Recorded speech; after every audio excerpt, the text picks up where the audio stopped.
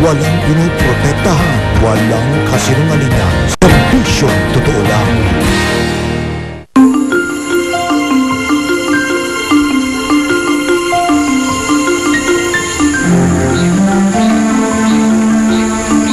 Sa tahimik na bayan ng Lilow, Laguna,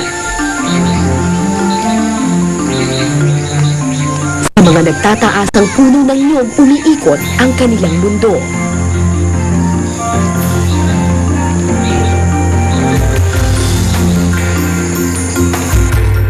Ang tikas at lakas ng kamusmusan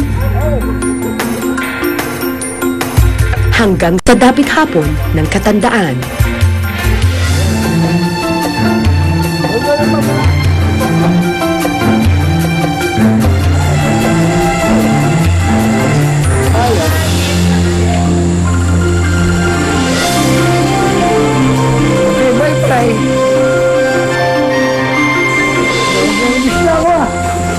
Na si 76, kaya pa ni Lolo Fredo na umakyat ng niyog. 11 taong gulang lamang si Lolo Fredo nang magsimula siyang mangarit. Mula noon hanggang ngayon, dito na umikot ang kanyang mundo.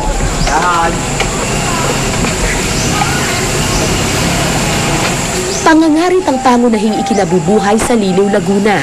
Isang tradisyong ipinapasa-pasa kada henerasyon. Ay, hindi mo wala karitan. Dahil pag nawala yan, akakawain maraming anak, buti mga abutin. Kumpara sa pagsasaka, mas malaki raw ang kita sa pangangarit. Pero madali man ang pera, mas malapit daw ito sa disgrasya. Dalawa anak ko ay isa'y patay. Namatay dahil? Pangalit. Nahulog. Bakit hindi niyo po pinigilan yung mga anak ninyo mga ret? Abe gusto Binata pa kayo sila, nangarit na eh. Ay, medyo nga pagkakataan. Magkano po ba kita? Yung 100 kapuno. Ang 100 puno, mga 2,000 mahigit ang kikitain mo. Eh pero hindi naman kayo makakaakyat ng 100 nyug sa isang araw. Oh, kaya. Ano kaya? Ayan. Dito na yan. 100 nyug sa isang araw? Kaya eh. Malaking bagay para sa mga tagaliliw ang kumita ng 1 o 2,000 piso. Kaya kahit delikado, araw-araw umaakyat ng puno ng niyog ang mga kalalakihan para kunin ang katas o tuba nito. Ito ang gagamiting sangkap para gumawa ng alak o mas kilala bilang lambano. Ito pwede dito? Oo. Sa sahod lang ako? Oo. O pwede ko itong kunin? Oo, yan. Yan. Ito na yan. Parang ang tapa? Aba, nandiyo po yan. Ayaw. Tama pa no. Sarap! Gumuguhit! Aba! Meron ka dito. Yan. Ang init! Kailangan lagukin. Oo, yan. Yan.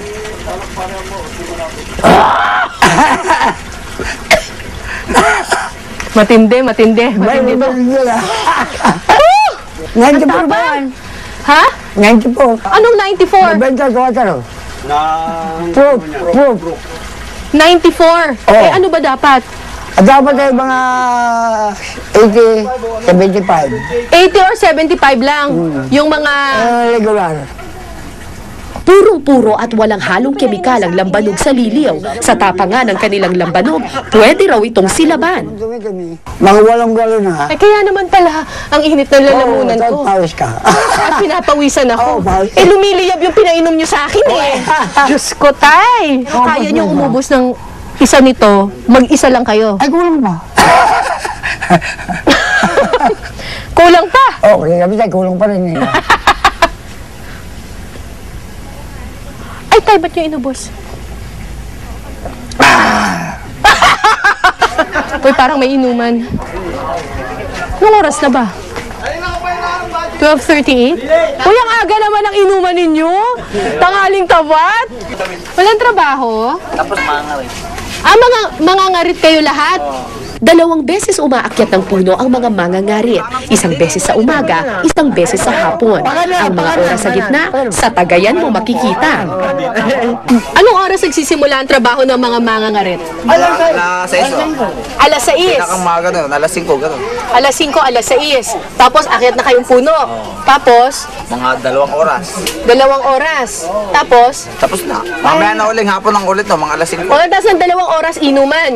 Ano yun, ano yun? Palakas ako ng loob. Anong pagpalakas ng loob? Yan, loob. Lambanog? Kasi adyo, mataas eh. Para lalong matapang. Sino dito anak ninyo? Ayo. Ay, ikaw ang anak! Sa gitna ng Tagayan ko nakilala ang isa sa mga anak ni Lolo Fredo. Ipinakita pa niya sa akin ang tahi sa kanyang hita at braso, resulta ng pagkakahulog niya sa nyog. Ano naman ang pumasok sa isip ninyo na bali na ngayon kamayo tsaka paano nyo nangangarit pa kayo? Walang hanap buhay maganda eh. Ang walang hanap buhay na maganda. Kailan magandang hanap buhay? Ano po, hihintayin ninyong mabali lahat ng buto sa katawan niyo? Bahala na. Bahala na Diyos sa akin. Ay, pag hindi nakakainom yun, nanginginig yan eh. Aminado ang mga kalalakihan ng Liliw na delikado ang kanilang trabaho. Pero kakambal na raw nila ang disgrasya. Sa lahat na nandito, ilan na ang nahulog? Nahulog ka na? Ikaw, nahulog ka na? Hindi pa. Ikaw, nahulog ka na? Hindi pa. Hindi pa rin. Bitin. Pa rin. Malamang ang bitin. Nahulog. Nahulog. Mahulog pa ho. Nahulog ka. Sa gitna ng katuwaan, pumasok si Mang Jimmy, 52 years old, isa sa mga batikang mangangarit ng Liliw. Dahil ni minsan, hindi pa siya nahulog sa karitan. May mga anak po ba kayo na nangangarit? Wala. Eh bakit po wala? Eh, hindi ko tinuruan. Ako na lang. So mas gusto niyo po, kayo na lang po ang malaglag. Sorry po. Sorry po. Hindi. Po, malaglag. Wala pa tayong pera. Papatingin. Eh, awa po lang Diyos. Hello.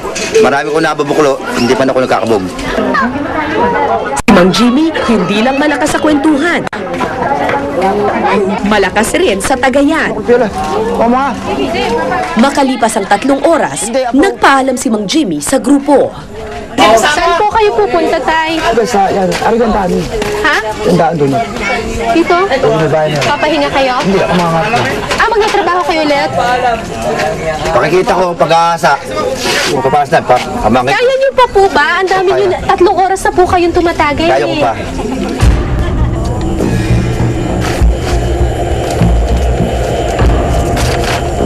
Marami-rami na rin ang nainom ni Mang Jimmy noon. Gusto ko siyang pigilan sa pag-akyat, pero wala akong magawa, kundi ang magdasal na sana hindi pa sumipa ang lampanog sa kanyang katawan.